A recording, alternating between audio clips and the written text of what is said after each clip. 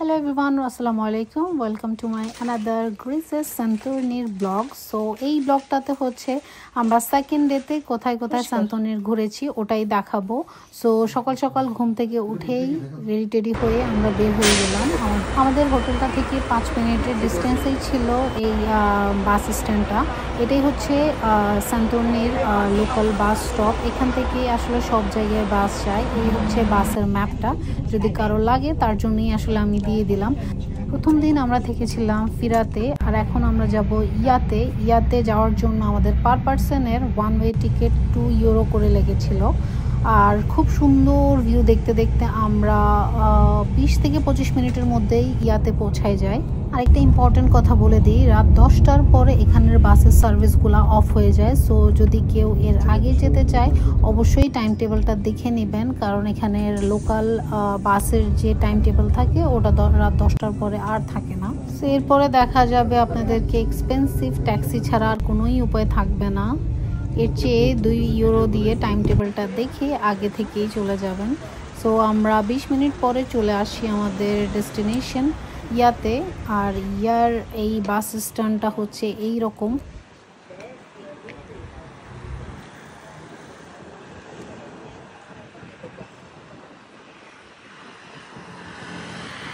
Bus stand থেকে আমাদের হোটেলে যেতে আমাদের লেগেছিল 5 থেকে 10 মিনিট।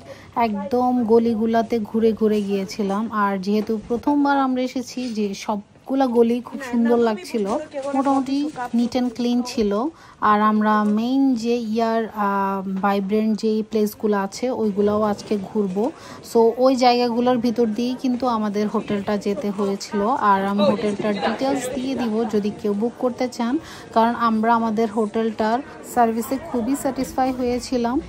আর ওইখানে যারা ছিল মেনটেনেন্সে, আসলে একজন মহিলা আর ওনার হাজব্যান্ড নিজেদের বাসাকেই আসলে রুম করে হোটেলের মতো করে দিয়েছিল।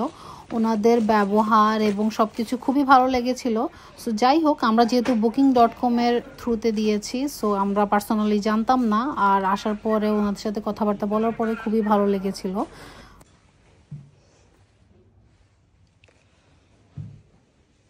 যেহেতু আমাদের সকাল সকালেই আসা হয়, তো নাস্তা করা হয়নি। ওরা আমাদেরকে নাস্তা অফার করে। উপরে যেহেতু ছাদে গিয়ে বসতে বলে, ছাদটাও খুব সুন্দর ছিল, অর্গানাইজ ছিল। বলল যে রোদের মধ্যে বসতে হয়তো বা ভালো লাগবে। খুব সুন্দর ভিউ দেখে দেখে এই কফিটা এনজয় করি আমরা। সো আজকে আমাদের প্ল্যান ছিল যে ইয়ার সব প্লেসগুলোতে আমরা ঘুরবো, মেন পয়েন্টগুলোতে যেখানে মানুষ ছবি তোলে ওই জায়গাগুলোতে যাব।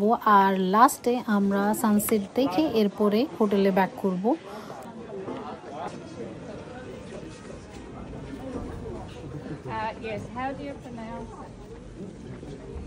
মোটামুটি আমরা সব জায়গার আনাচে কানাচে ঘুরে ফেলি, আর সবগুলো পয়েন্টে গিয়ে গিয়ে ছবি তুলি।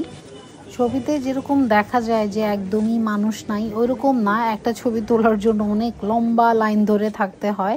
আর কিছু কিছু পয়েন্ট তো ওরা প্রাইভেট হোটেলের এরিয়া থাকে, ওইখানে যাওয়া যায় না। তারপর অনেকেই গিয়ে দেখলাম ছবি তোলে। যাই হোক, আমি কিছু ক্রাউড মোমেন্ট দেখাই আপনাদেরকে, কি একটা ছবির জন্য কত পরিমাণ লাইন ধরে থাকতে হয়। যাই হোক, আমরা ফাঁকে ফাঁকে গিয়ে একটা দুটা ছবি তুলেই তারপরে চলে এসেছি, যেহেতু আমাদের মেইন টার্গেট ছিল আনাচে কানাচে ঘুরে দেখা সবগুলো পয়েন্ট। মোটামুটি হাঁটতে হাঁটতে আমরা অনেক দূর চলে আসি। অনেক দূর আসার পরে একটা প্লেস দেখি যেখানে আমরা এই অলিভ গাছগুলো দেখি।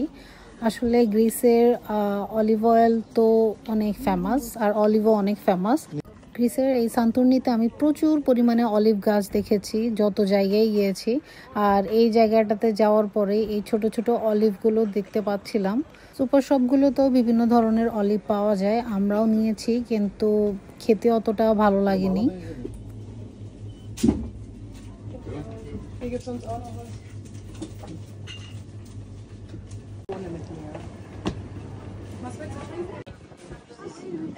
ঘুরতে ঘুরতে সকাল গড়িয়ে বিকাল হয়ে যায়। তারপর আমরা আবার হোটেলে এসে একটু ফ্রেশ ট্রেশ হই।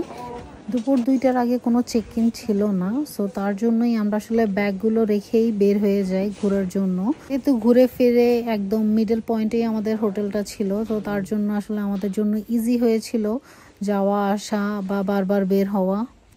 যেহেতু অফ সিজন ছিল, এই রুমটার জন্য আমাদের থেকে 48 ইউরো নেওয়া হয়েছিল। যাই হোক, ইয়াতে এমনিতেও হোটেলের দাম প্রচুর এক্সপেন্সিভ ছিল। আমি অনেক রিসার্চ করার পরে এই হোটেলটা বুকিং দিই। এরপরে আমরা এই এক কর্নার ঘুরে এসে এখন অন্য কর্নার ঘোরার জন্য আবার বের হয়ে যাই। আর এই সিঁড়িগুলো দিয়ে নেমে আবার উঠতে আমাদের খবর হয়ে গেছিল। যাওয়ার সময় সুন্দর সুন্দর ভিডিও করছিলাম, কিন্তু আসার সময় আর এনার্জি দেয় নাই যে ভিডিও করব। কোনো পয়েন্ট বাদ দেওয়া যাবে না, সেই টার্গেট নিয়ে আসলে এসেছিলাম। আর আলহামদুলিল্লাহ সবগুলো পয়েন্টে আমরা ভালোভাবে ঘুরতে পেরেছি। টপ পয়েন্ট থেকে ঘোরা শেষ, এখন নিচে যাওয়ার পালা। আমরা হেঁটে হেঁটেই নিচে যাই।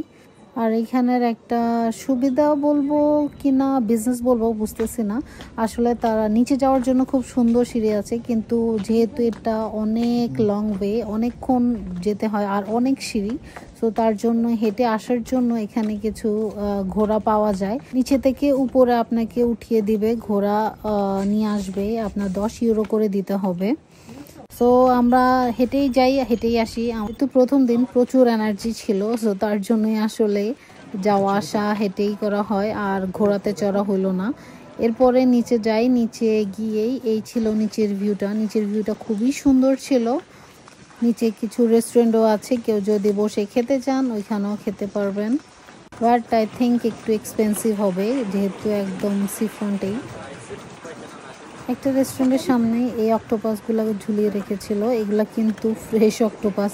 এখানের সানসেটের ভিউটা খুবই সুন্দর হয়, তার জন্য সানসেটের আগেই এসে জায়গা দখল করে রাখতে হয়, না হলে পরে আর পাওয়া যাবে না।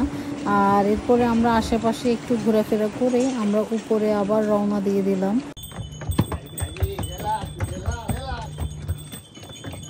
এতগুলো সিঁড়ি ওঠার পরে আমরা খুবই টায়ার্ড হয়ে যাই এবং খুবই ক্ষুধার্ত ছিলাম। এরপরে আমরা দেখছিলাম যে কোন রেস্টুরেন্টে গ্রিল ফিশ পাওয়া যায়, বাট ওদের ওই রকম কোনো গ্রিল ফিশ আমি এখানে দেখিনি।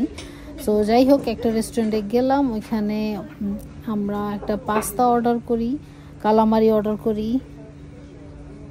কিভাবে ওরা এটা রান্না করছে জানি না, বাট খুবই মজা ছিল, খুবই মজা ছিল, আমার খুবই ভালো লেগেছে। এই দুইটা আইটেমের দামে আমাদের অলমোস্ট 50 ইউরো বিল আসছিল। যাই হোক, খাওয়া দাওয়ার পরে আমরা সানসেট দেখার জন্য একদম টপ আরেকটা কর্নারে চলে যাই। এই সানসেট দেখার জন্য এখানে প্রচুর ভিড় ছিল, প্রচুর, সবাই আগে গিয়ে জায়গা দখল করে নিচ্ছিল। যেতে যেতে আমরা এখানে একটা আইসক্রিম খাই, যেটার দাম ছিল 50 ইউরো 1 স্কুপ।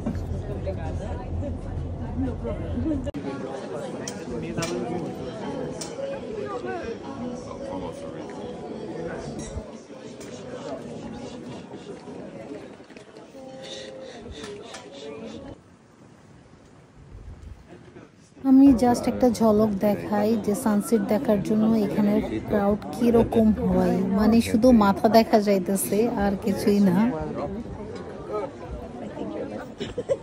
দাঁড়ানোর একটু জায়গা নাই, সবার ধাক্কা ধাক্কি এতটুকুই।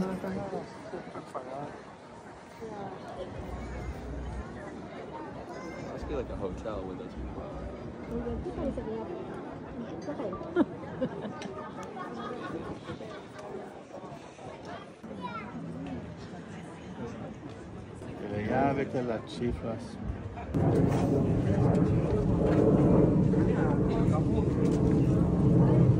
সানসেটের পরে আমরা আবার হোটেলে ব্যাক করি, একটু রেস্ট নিই। এরপরে যখন আমরা রাতে আবার বের হয়ে, এত পরিমাণ বাতাস ছিল, মনে হয় যে বাতাসের কারণে এই দ্বীপটাই উড়াই নিয়ে যাইতেছে, এত পরিমাণ বাতাস ছিল। তাও কিছুক্ষণ ঘোরাফেরা করে আমরা আমাদের সান্তর্নিতে আমাদের সেকেন্ড ডেটা শেষ করি। মোটামুটি সবগুলো জায়গায় যাওয়া হয়েছিল, কোনোটাই মিস হয়নি। সো এই ছিল আমাদের সেকেন্ড ডে সান্তর্নির ইয়াতে ট্যুর। আর এই সুন্দর ভিউটা না দেখালেই নয়, রাতের বেলা আরও বেশি সুন্দর লাগে তরে তরে যখন এই লাইটগুলো জ্বলে। যাই হোক, এই ছিল আমাদের সেকেন্ড ডের সান্তর্নির ব্লগ। হোপফুলি আপনাদের ভালো লেগেছে, ভালো লাগলে অবশ্যই সাবস্ক্রাইব করতে ভুলবেন না আমার চ্যানেল। আল্লাহ হাফেজ ফর টুডে।